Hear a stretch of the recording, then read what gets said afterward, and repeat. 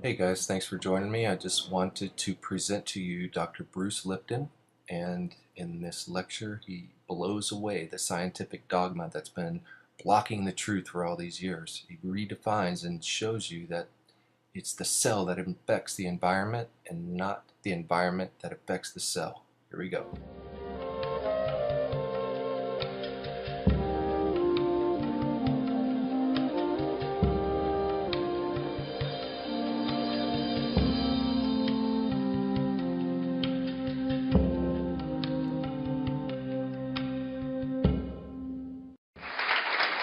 Thank you. I want to thank Doug Parks for providing this opportunity for me to speak here before you, and I want to thank you for coming out because I have some very, very exciting information that I love to share with everybody, and this information really relates to what controls biology. And as Doug mentioned, I was a cellular biologist at the University of Wisconsin cloning human muscle cells. I was taking cells out of people, putting them into the tissue culture dish, and studying individual cells in an effort to understand what was controlling their fate, what was making them dystrophic or pathological, what was making them normal, and in the control process. In this research, I started to come to an understanding that greatly differed from my whole scientific foundation, that we were controlled by genes. And in the end, the research let me in on the insight that it was the perception of the environment that controlled the cell. Well, at cell levels, perceptions are perceptions, but at human levels, perceptions are beliefs. And it turns out that it's actually our beliefs that select our genes and select our behavior. And the beautiful part about this, as Doug said, is it's life-changing for myself especially. I was one of the genetic kind of people, and now I've transitioned my whole life into this so-called New Age spiritual science of belief. And the wonderful part about this lecture, outside of the fact that I will provide you with a molecular connection of how a belief actually switches on a gene so that there's no like empty boxes, no devotion in this place. This is actually just molecules. I'm going to get that across, I hope. But the beautiful part about this is that in the second part of the presentation, a dear friend and colleague of mine, Rob Williams, is going to provide you with information and tools about how you can rapidly change beliefs. Belief changing is not that hard a process. In fact, it can be done almost in minutes. So there's new science and new tools available. But before I start, let's start off with a truth statement. This is a very simple truth statement. Knowledge is power. The more awareness you have, the more capable you are of surviving and succeeding. Well, this is a truth, but there's another truth as well that goes with this picture, and that is lack of knowledge results in a lack of power. Why is this relevant right now? This question about lack of knowledge is this. Is that we all have been provided with information about our health being involved with our genes. We used to hear the stories. Actually, we still hear it on a daily newspaper. You might even find an article tonight that talks about the fact that the genes control the aspects of our lives. Well, we also recognize this, that we got the genes from our parents. And when you get genes from your parents and all of a sudden the genes control your life, then you find yourself to be more or less a victim of your heredity. If you find that there's cancer running in your family, then what do you start to get nervous about? My God, I've got genes in here. I'm a ticking time bomb. Something is going to go off and I'm going to end up dead, or some problem is going to happen. Why? Not my responsibility. Came from my parents. Well, the problem with that belief system is it extends to another level. It says if you really can't do anything about your genes because that's what you receive from your parents, then all of a sudden you become irresponsible in the sense of like, well, I can't do anything about it, so why should I even try? And that's when all of a sudden all things go lost. And this is where this lack of power manifests itself, because this belief about genes is totally disempowering to every one of us, because it says you are less powerful than your genes. But what about the reality that this is not a true statement? And the fact is, well, let me explain what I'm talking about here. I'll start off with this. This picture of the DNA, almost everyone has seen this. It's been in school for so many years now. We're all trained with this. We see this on the media every day, that the DNA in your body, the genes in your body provide for the characteristics of your life. So things not just besides your height, your hair color, your eye color, but things like anxiety and obesity and homosexuality and aggression and shyness and happiness are all characteristics that have been attributed to genes. And if this is true, then the belief system, of course, is that when you got these genes at the moment of fertilization, your life was already established and all the rest of your life is just the unfoldment of the programs that you received from your parents.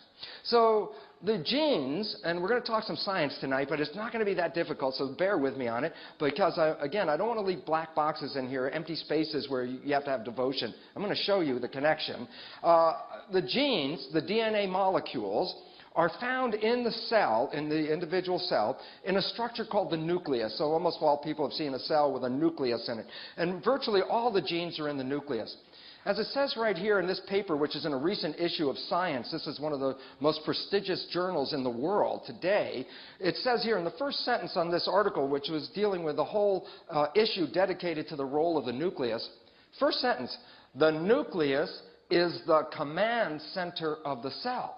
This is conventional belief, that the nucleus is the command center because in the nucleus are the genes, and the genes control you, so the nucleus represents that source of control for the cell. Well, the command center of the cell would be tantamount to the brain.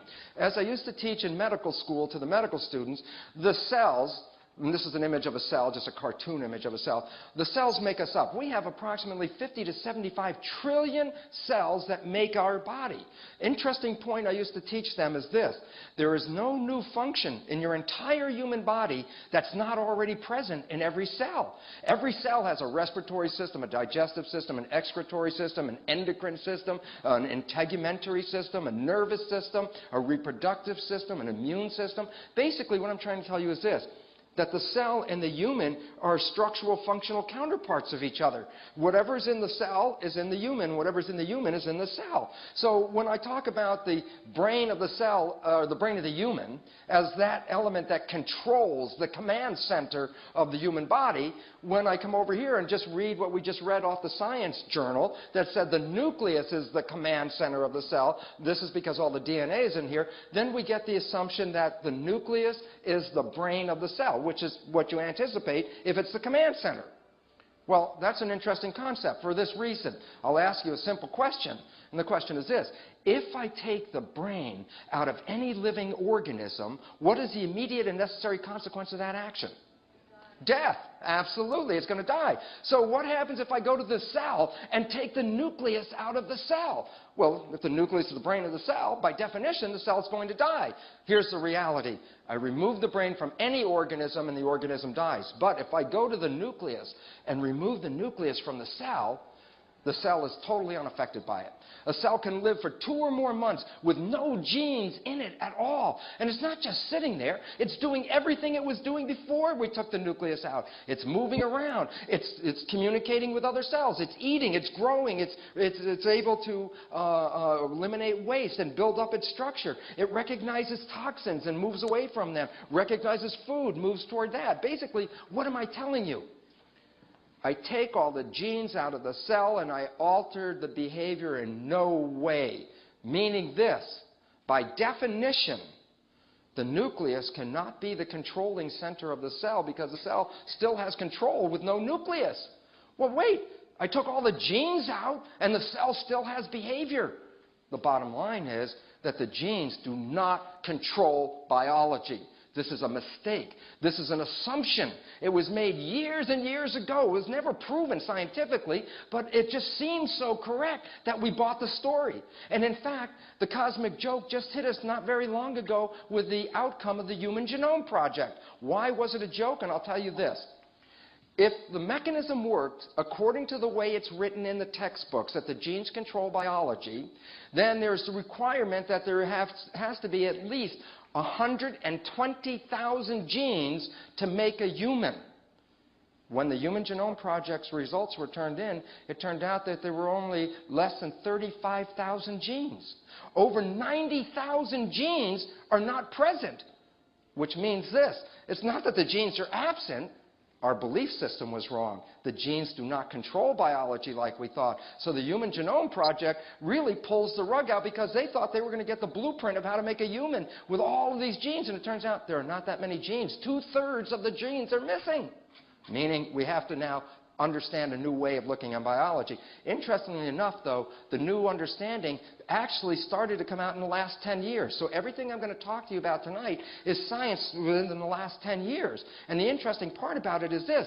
It takes at least 10 or 15 years for science to take a fact from its first inception to get it out into the public so that the people can understand it. So anything in a textbook, for example, is at least 10 or 15 years old. So what you're going to hear tonight is the future textbook. You're going to know the science that has just been released in the last 10 years. And I'm going to talk about this amazing structure, the human cell, and how it works. And I also told you that the cell and you have the same functions. Where you have an organ in your body, the cell has organelles that carry out the same function. So that this is a respiratory and digestive system. These are all structures in the cell. And the issue is, what we really want to find out is, where's the brain of the cell? Because up to just a few minutes ago, the conventional belief is the brain of the cell are the genes. But if I take all the genes out and the brain is still functioning, we have to look for an alternative understanding of how the cell works. So I'm going to start off and give you some very basic insight into the mechanism of how cells work, okay? And cells are very interesting. They're like machines. This is an example of a transmission out of my car. And what you can see, it's called an exploded diagram because you can see all these intricate little parts that all come together and assemble together to make a functional car transmission. Well, the point about it is this. The cell is analogous to this for the following reason. The cell is actually a machine made out of parts, but the parts are proteins, not metal parts and gears like this. The cells are made out of protein parts. There's approximately 70,000 protein parts. So when you open up a cell and you start to take it out, you can start to find that the building blocks are proteins. This becomes very important because what I want you to understand is when you look in the mirror and see yourself, when you say, you know, brown hair, blue eyes, such a height, all of that is due to the protein. The protein provides you with your structure. And so the assembly of these parts. And the interesting thing about these machine parts is this.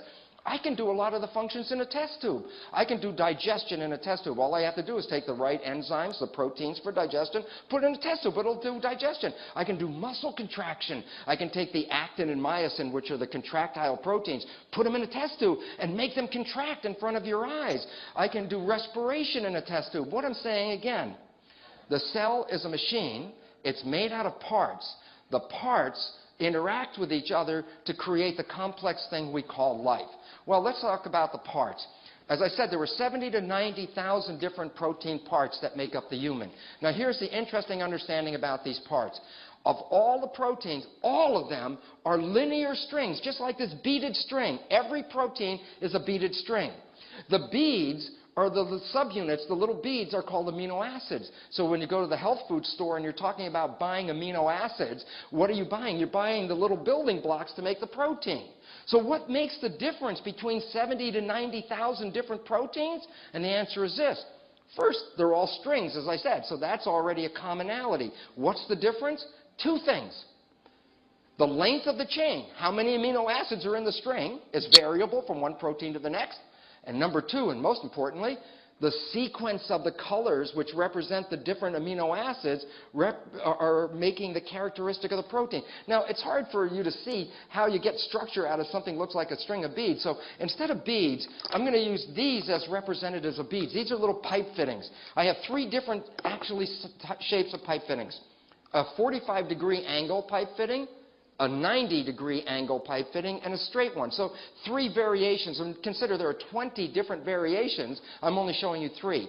So here's the point. If I start to assemble these pipe fittings in a sequence, what you can start to see is I am creating a linear chain, but now it's not so flexible and floppy. It actually has a rigid backbone kind of structure to it. So as I start to assemble this, you can see I can create a structure. Okay? But here's what I told you. What did I tell you about what was making the difference between the proteins? The sequence and the length of the chain. So look, what if I take this apart and reassemble the sequence of amino acids in a different sequence? You think I'm going to get the same shape? So let's take it apart and we'll take a look at it and see what happens. So the point about it is this. You assemble the amino acids, you put them in a sequence, and the sequence determines what's going to happen. So I take the same amino acids, plug them in now in a sequence, but a different sequence than just we had a second ago. And as I do this, you can see the shape of this protein is not the same as it was the first time. Is that evident? Can you see that? I want everybody to understand it. Why is this important?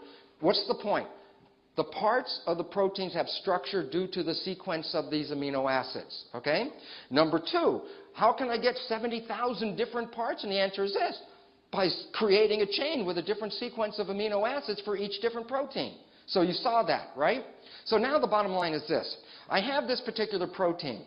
And if I just made a body out of protein only, and that's all it was, then I would be a statue. Instead of made out of brass or bronze, I'd be a statue made out of organic building blocks called a protein. There's no life. Where does the life come from? That is the most important, exciting question. I made a machine out of protein, but what is life? Life is animation. Life is movement. And so therefore, where's the movement come from? Now I'm going to show you that. And it's simple because this is the ultimate understanding of where life comes from. When I assembled these together, I connected them like poppet beads. But look, they twist because at the junction, they're not locked, so I can change the shape of this protein. I just made this one. Okay? Now I'm going to show you something. Let me show you two different shapes. And before I do that, I'm going to give you a little piece of information. The yellow ones at the end are going to be negatively charged. Both of them are negative. Why is this important? We'll go back to a very basic principle of science. When two like charges come against each other, what do? They repel each other. And two opposite charges, what do? Attract. So I'm going to show you two different shapes of the same protein by just twisting it. And I'm going to ask you to tell me which is the more stable of the two. Okay? Let's use this as shape 1. Okay? Now I'm going to show you shape 2, and then I want you to tell me which is more stable, shape 1 or shape 2? Shape 2. And the reason why? Because the two negative charges repel each other. They want to get as far away from each other as they can. So does this make sense that this is a stable shape for this protein? Okay, cool. Now, I have this protein in your body, and I said that this was negative at the end. And this is an environmental signal, and I'm going to talk about environmental signals.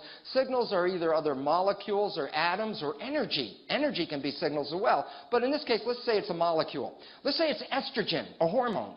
And let's just say that it's very positively charged. What's the charge on here? Negative. A negative? Okay, so if this is coming along and this is positive, what happens when two opposite charges come near each other? So all of a sudden you're going to find that there's a binding. This is where the estrogen binds to the protein. Now, this is more positive than this negative. So the question is this. What's the charge at this end of the molecule now? Positive. What's the charge at this one? Now, the question is very simple. Is this shape of the molecule stable, or is this one more stable? Now, this is so fundamental. I want you to understand how critical this is. You understood that there was a shape, that if I have this molecule on, let's say I take this molecule off, what's the shape going to do? It's going to open back up like this, right? And then if I put the molecule back on, what's the shape going to do? Close. Well, you just told me there were two shapes that were stable, and the difference is when I add the signal, I go from one shape to the other. Does that make sense? Well, that is where life comes from. Life is movement of the proteins. The proteins move, and when they change shape, they can do jobs. So if I have work, I can have this thing do a job. By opening and closing, that would be its job. So you can say, well, what kind of jobs are just like simple movements? I'll give you a simple one.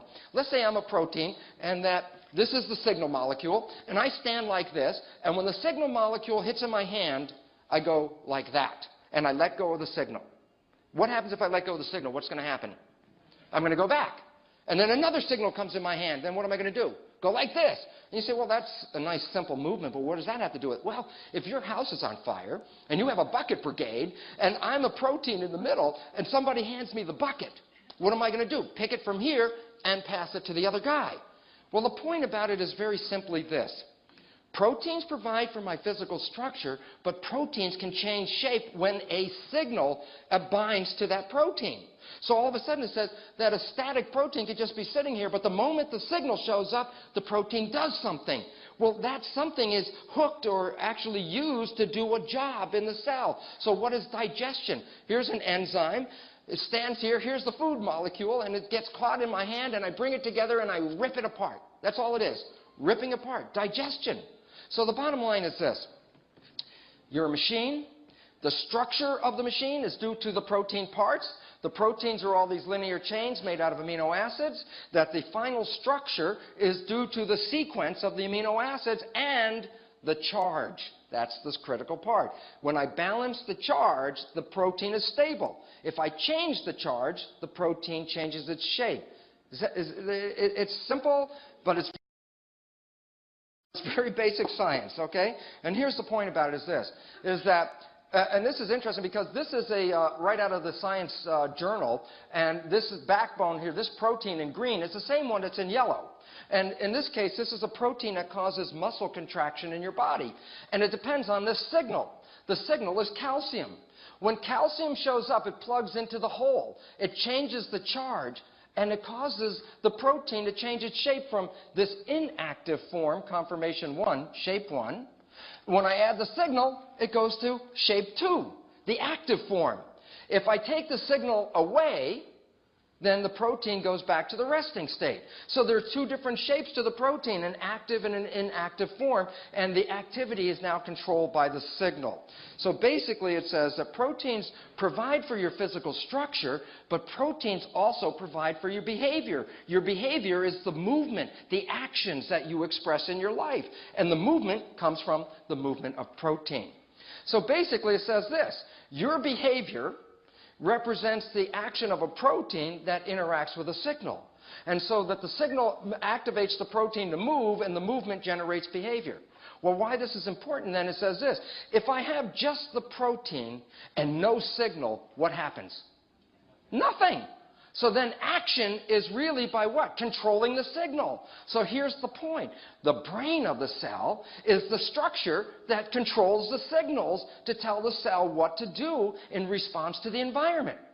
So we want to understand the brain of the cell because there's a very limited time. And over the weekend, when I have 12 hours or so to talk about it, I can expand on it. But in a very brief moment, the brain of the cell is the skin of the cell, the membrane. It's the same as your skin. And you might say to yourself, what do you mean, the skin and the brain, they look like two different things? And the answer is this. In embryology, there are germ layers, or 3 germ layers that create the ultimate full-size organism. The germ layers are called ectoderm, mesoderm, and endoderm. They're layers of cells. Each layer gives rise to different organs and tissues. Interesting? The outer layer, called the ectoderm, only gives rise to 2 things in the human body. Skin and the brain and nervous system. Your brain is derived from your skin. And it makes sense as to why, because I'll show you, the skin is the interface between the environment and the cytoplasm. The skin can read what's going on and then tell the proteins in the cell what to do. I told you I could take the nucleus out of the cell and didn't change the behavior. And the reason why is the nucleus is not the brain of the cell. The nucleus is the gonad of the cell. It's reproduction. If I need a part to make the cell work, then the nucleus is like the Butterick pattern drawer. It's got all the patterns to make 70,000 different parts in your body, but the nucleus doesn't know which one is needed at which time. The nucleus has no intelligence. The nucleus is just the repository for the pattern. So if I take the nucleus out of the cell, I didn't change anything about the cell. The cell will die after a while for the following reason. The proteins that make up the machinery break down and wear out. And if they break down, I got to replace them, otherwise I die. So I need the nucleus not for the intelligence, I only need the nucleus for the blueprint. So there's no brain involved with genes. Genes are not capable of that. How does the cell membrane work? It takes an environmental signal, and it could be anything. It could be sunshine. It could be hot air. It could be sound. It could be anything that's out there, chemicals, smells, taste, anything that's from the environment. The membrane picks that up, and the environmental signal is called the primary signal. And then what happens then is this. The membrane converts the environmental signal into the signal that controls the protein, so that the behavior is mediated by the cell membrane as it responds to the environment. The behavior, if I cut off the environment, the cell has no behavior. Your cell with all the components in it, if I could cut off the environment from the cell, it will just sit there. It has no life. Life is due to how the cell responds to the environment. Your life is how you respond to your environment. As you see the environment, as you walk out of here, those are environmental signals. They actually run your proteins and make you behave. So your behavior is not due to the genes. We didn't even bring DNA in yet.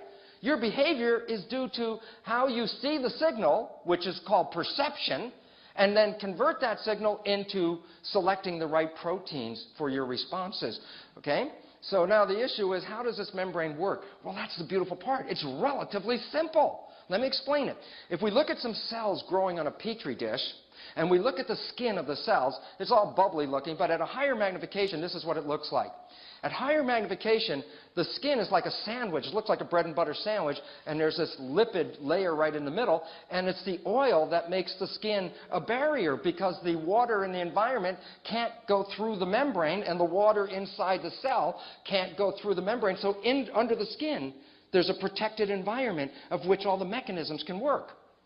To show you the reality of it, this is an electron microscope picture of the actual cell membrane. You see the dark light, dark layer of the cell membrane?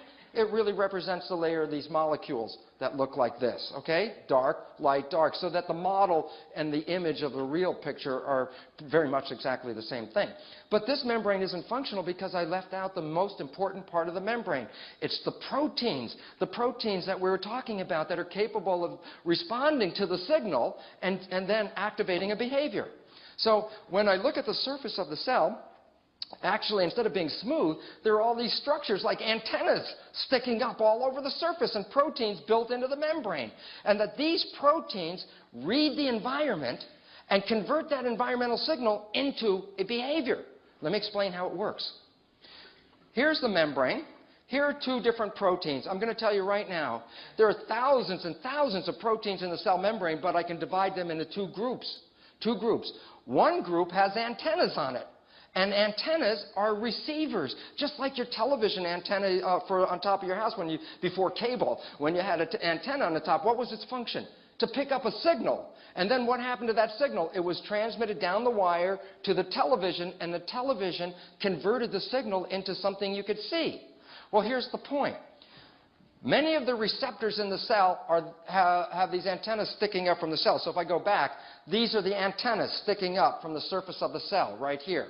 And what they're tuned to are not television stations, they're tuned to environmental information. It might be glucose, for example. Is there sugar out there? Or histamine. Is there histamine out there which tells me to get ready for an emergency response? Or is there something like insulin which tells me to change my metabolic pathway? For every different thing the cell can see, it has a different antenna. So that means the cells are covered over the surface with antennas for everything the cell can deal with. So the signals come in and picked up by the antenna, but then they're converted into the behavior by the second class of proteins. There are three different kinds. Channels, which are just like olives with a hole in the middle of them where information can go in. Enzymes, which are proteins that cause metabolism to occur. Or cytoskeletal proteins, proteins that change the shape of the cell. So if a signal comes in, let's say a toxic signal comes in, and this is a receiver for that, and it couples to the skeleton, it says, toxic signal, turn around and start running the other way, then this is the input and this is the output. So the proteins work in combination. Receptors receive signals. Do you have receptors? Yeah. What are the obvious ones? Eyes, ears, nose, taste, touch. Where are all your receptors located? In the skin. So you and the cell are parallels, but it doesn't look like an eye and it doesn't look like a nose, but its function is exactly the same. It's the equivalent of an eye. If this was tuned to light, a photon of light would hit this antenna, and that cell would respond like an eye and say, I see the light.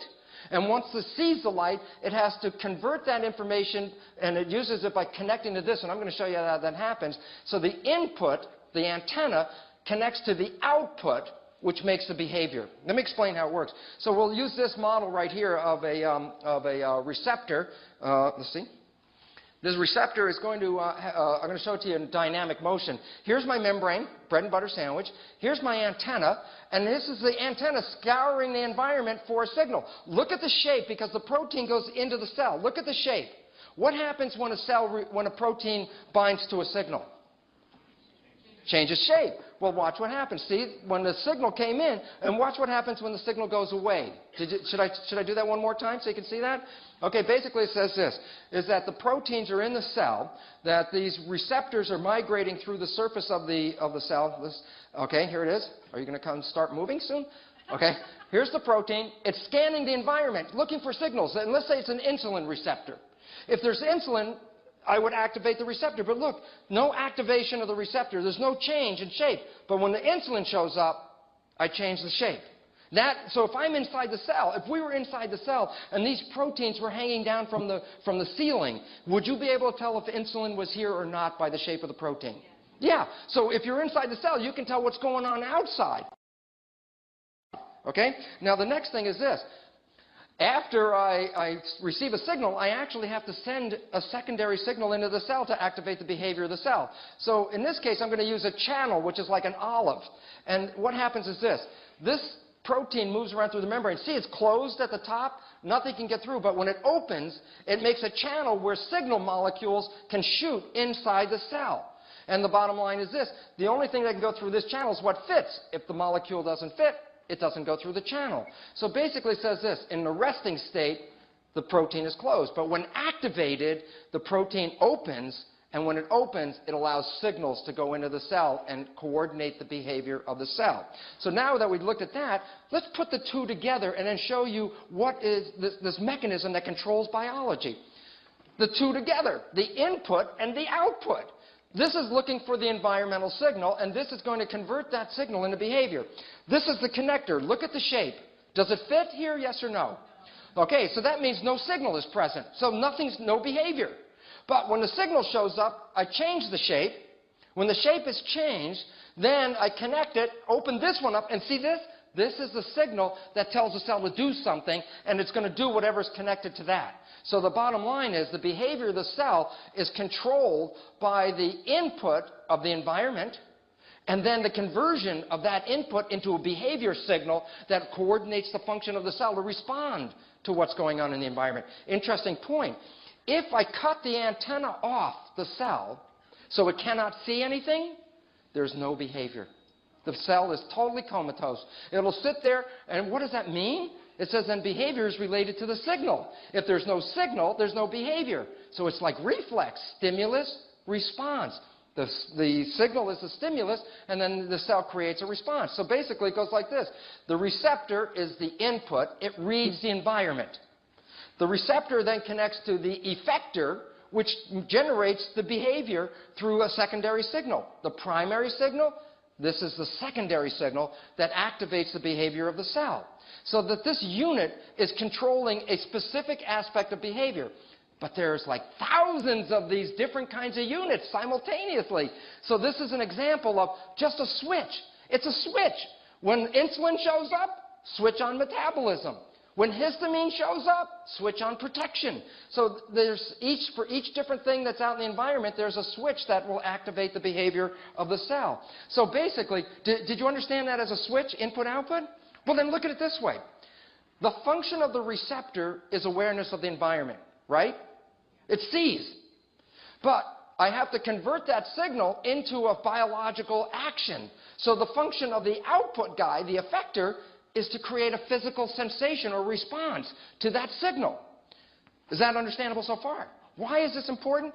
Go back and ask, the first step is this. What does this do? What does it do? It controls a typical behavior in response to the signal. Well, what is this called? Well, it represents awareness of the environment through physical sensation. So what is this control unit actually called? Perception. Perception, awareness of the environment through physical sensation. So if I go back a second, I say, what is the function of this? And the answer is this. It's perception. It sees the environment and activates a behavior.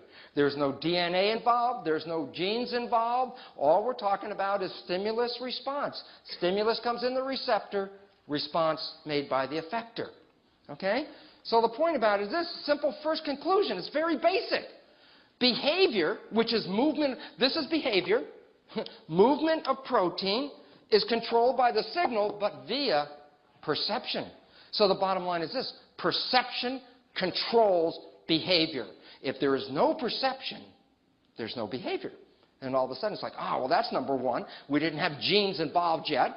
So let's just see how this actually works. So basically, here are proteins in the cell. Let's say that these proteins carry out a specific function, respiration or digestion. We call it a pathway. So let's say it's a muscle contraction. That these proteins, when activated, what activates the protein? The signal activates the protein. So what we're going to do is convert an environmental signal using the receptor and the effector. And this time I'm using an enzyme. Okay? And what I'm going to show you is how the mechanism from the environment, the signal, well, here's my connector one. Remember the green guy? But now the signal comes, and when the signal from the environment binds to the receptor, it changes the shape or conformation of the receptor, which implies that the signal is there. So the protein informs the cell that something has happened. Now that that shape has changed, this processor protein, the green one, can bind to the shape because it wasn't able to bind before. It wasn't the right shape. It's like dominoes, one hitting the next. Now that the processor protein is bound to the receptor, it changes its shape and will conform to fit the enzyme. So one domino hits the next, hits the next. Now that this is connected, I activate the enzyme, and the enzyme is going to create a signal. Now here's the connection between my muscle proteins and the receptor. This is the secondary signal. Remember, primary signal and secondary signal. Well, at first it's bound and covered up and inhibited because if there's no signal, I don't want it to do anything. But when the signal shows up, then I take the enzyme, split it, and the active component, now this is the active signal, can bind to the protein. And now I can activate this protein. And this is the behavior that's going to be expressed by the cell. And the question, of course, is, well, what really activated this protein? What was the original source? The answer is the primary signal at the environment was then relayed by the secondary signal to activate the behavior of the cell. So without all the labels, if we just quickly look at it, let's just go right through it real fast. And the point about it is this. Let's see. That here's the environmental signal. Here's the receptor, the effector. That's the perception unit. Perception is now being started because it saw the environment, changed the shape, activates the enzyme. The enzyme is activated, breaks that molecule, the signal molecule. The signal molecule comes down, binds to the protein, and generates behavior. The bottom line was this. The behavior of the cell is not programmed. The behavior of the cell is continuously adjusting to whatever the signals are in the environment. So now I got another question to ask you. What happens if that environmental signal shows up, but I don't have the proteins necessary in the cell right now for that event? So when it shows up, it says, oh, I can't make a response. I don't have the behavioral proteins. Where do we get the behavioral proteins? Now we bring the DNA back in. What's the role of the DNA? The DNA double helix actually is a blueprint of the protein. If I separate the helix into two separate strands, and you look at these are called bases. These are the steps of the double helix right here. The color sequence in the DNA codes for the sequence of the amino acids. So for every 3 bases, I can tell you which is the next amino acid. So the point is this. The plan of how to make a protein, a specific protein, is built into this DNA. So that every 3 bases say, oh, put in tryptamine. Okay, put in proline. Next one, put in alanine, whatever it is. So the sequence, the DNA is a blueprint for the protein. Okay? That's all it is. It doesn't have any action except when I need it. So how do I activate the gene? Well, you heard of cancer genes? And you say, what is that, a gene that gives you cancer? And the answer is, here's a simple truth. Genes do not self-activate. That's biochemically a truth, meaning a gene cannot turn itself on and a gene cannot turn itself off. If you want a gene to be active, it's not up to the gene. So the concept that there's a cancer gene is a false concept, meaning this. If the gene really caused cancer and you were in possession of that gene, when would you express the cancer? You would express it by the time you were born, because as soon as the cells started to divide, the cancer gene would say, okay, time to make cancer. So how can you have so-called cancer gene for 30 or 40 years sitting in your body and you don't have cancer, and then you get cancer? Should I go back and say the gene caused that? And the answer is no. In this paper by Niehaut, Metaphors in the Role of Genes in Development, he played it out in this a simple statement of truth that I'm going to show you, because I want to use his paper because the statement is so perfect. But the fact is this. What did he say? He said this. For 50 years, we have believed that genes are in control. We've been repeating it and saying it over and over again for 50 years so that it's part of every textbook. And the bottom line was, that was never a scientific reality. It was never scientifically established that genes control anything. It's not true. What is the truth? Well, the answer is this. The first thing, conventional belief, genes control biology, is totally false. Why?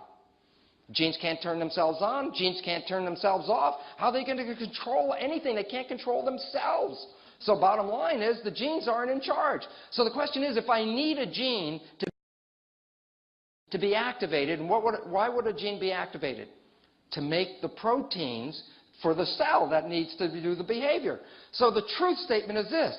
When a gene product is needed, a signal from its environment, not an emergent property of the gene itself, activates expression of the gene. Well, that's somewhat of a complicated sentence, so let's simplify it. Just read line 2 and line 4. And if we read that, it says, a signal from its environment activates expression of the gene. What does that mean? The genes in your body are selected not because they're self-selecting. The genes are always selected in response to the environment that you're in. So if you had that cancer gene and for 35 years, let's say, you stood around saying, hey, I don't have cancer, and all of a sudden cancer happened, are we going to go to the gene and blame the gene, or what would we actually look for as responsible, if you understand the true statement? The signal from the environment. What change in your life promoted activation of the gene that was sitting dormant for 35 years? We've been focusing on the gene all the time. The point is, we have to start focusing on the signals. The signals do this. Well, let me explain how this happens. When we look at a cell nucleus, this is where the chromosomes and the DNA is. I can stain the chromosomes, and you break open the nucleus, you can see all these different chromosomes. You have 23 pairs of chromosomes to make a human. They're called pairs of chromosomes because you get 23 chromosomes from your mother, 23 chromosomes from your father, and they're matched for the process. In fact, it can be done almost in minutes. So there's new science and new tools available. But before I start, let's start off with a truth statement. This is a very simple truth statement. Knowledge is power. The more awareness you have, the more capable you are of surviving and succeeding. Well, this is a truth, but there's another truth as well that goes with this picture, and that is lack of knowledge results in a lack of power. Why is this relevant right now? This question about lack of knowledge is this. Is that we all have been provided with information about our health being involved with our genes. We used to hear the stories. Actually, we still hear it on a daily newspaper. You might even find an article tonight that talks about the fact that the genes control the aspects of our lives. Well, we also recognize this, that we got the genes from our parents. And when you get genes from your parents and all of a sudden the genes control your life, then you find yourself to be more or less a victim of your heredity. If you find that there's cancer running in your family, then what do you start to get nervous about? My God, I've got genes in here. I'm a ticking time bomb. Something is going to go off and I'm going to end up dead, or some problem is going to happen. Why? Not my responsibility. Came from my parents. Well, the problem with that belief system is it extends to another level. It says if you really can't do anything about your genes because that's what you receive from your parents, then all of a sudden you become irresponsible in the sense of like, well, I can't do anything about it, so why should I even try? And that's when all of a sudden...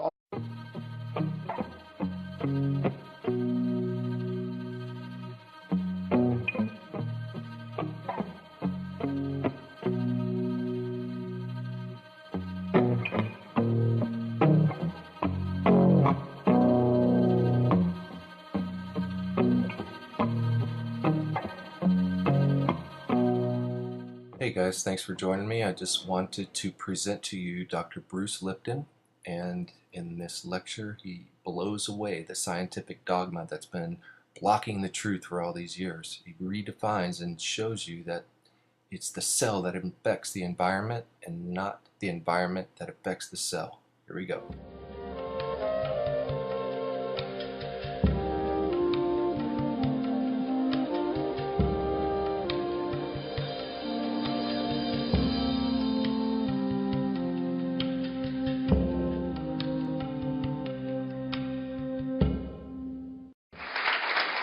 Thank you. I want to thank Doug Parks for providing this opportunity for me to speak here before you, and I want to thank you for coming out because I have some very, very exciting information that I love to share with everybody, and this information really relates to what controls biology. And as Doug mentioned, I was a cellular biologist at the University of Wisconsin, cloning human muscles. All things go lost, and this is where this lack of power manifests itself, because this belief about genes is totally disempowering to every one of us, because it says you are less powerful than your genes. But what about the reality that this is not a true statement? And the fact is, well, let me explain what I'm talking about here. I'll start off with this. This picture of the DNA, almost everyone has seen this. It's been in school for so many years now. We're all trained with this. We see this on the media every day, that the DNA in your body, the genes in your body, provide for the characteristics of your life.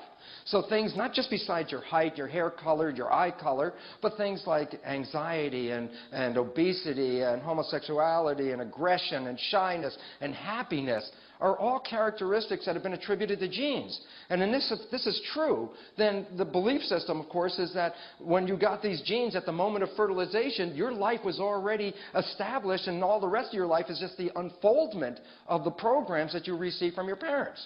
So the genes, and we're going to talk some science tonight, but it's not going to be that difficult, so bear with me on it, because, again, I don't want to leave black boxes in here, empty spaces where you have to have devotion. I'm going to show you the connection. The genes, the DNA molecules, are found in the cell, in the individual cell, in a structure called the nucleus. So almost all people have seen a cell with a nucleus in it. And virtually all the genes are in the nucleus. As it says right here in this paper, which is in a recent issue of Science, this is one of the most prestigious journals in the world today, it says here in the first sentence on this article, which was dealing with the whole issue dedicated to the role of the nucleus, first sentence, the nucleus is the command center of the cell. This is conventional belief, that the nucleus is the command center, because in the nucleus are the genes, and the genes control you, so the nucleus represents that source of control for the cell. Well, the command center of the cell would be tantamount to the brain. As I used to teach in medical school to the medical students, the cells, and this is an image of a cell, just a cartoon image of a cell. The cells make us up. We have approximately 50 to 75 trillion cells that make our body. Interesting point I used to teach them is this. There is no new function in your entire human body that's not already present in every cell. Every cell has a respiratory system, a digestive system, an excretory system, an endocrine system, an integumentary system, a nervous system, a reproductive system, an immune system. Basically, what I'm trying to tell you is this, that the cell and the human are structural functional counterparts of each other. Whatever's in the cell is in the human. Whatever's in the human is in the cell. So when I talk about the brain of the cell, or the brain of the human, as that element that controls the command center cells, I was taking cells out of people, putting them into the tissue culture dish, and studying individual cells in an effort to understand what was controlling their fate, what was making them dystrophic or pathological, what was making them normal, and in the control process. In this research, I started to come to an understanding that greatly differed from my whole scientific foundation, that we were controlled by genes. And in the end, the research let me in on the insight that it was the perception of the environment that controlled the cell. Well, at cell levels, perceptions are perceptions, but at human levels, perceptions are beliefs. And it turns out that it's actually our beliefs that select our genes and select our behavior. And the beautiful part about this, as Doug said, is it's life-changing for myself especially. I was one of the genetic kind of people, and now I've transitioned my whole life into this so-called New Age spiritual science of belief. And the wonderful part about this lecture, outside of the fact that I will provide you with a molecular connection of how a belief actually switches on a gene, so that there's no like empty boxes, no devotion in this place. This is actually just molecules. I'm going to get that across, I hope. But the beautiful part about this is that in the second part of the presentation, a dear friend and colleague of mine, Rob Williams, is going to provide you with information and tools about how you can rapidly change beliefs. Belief changing is not that hard.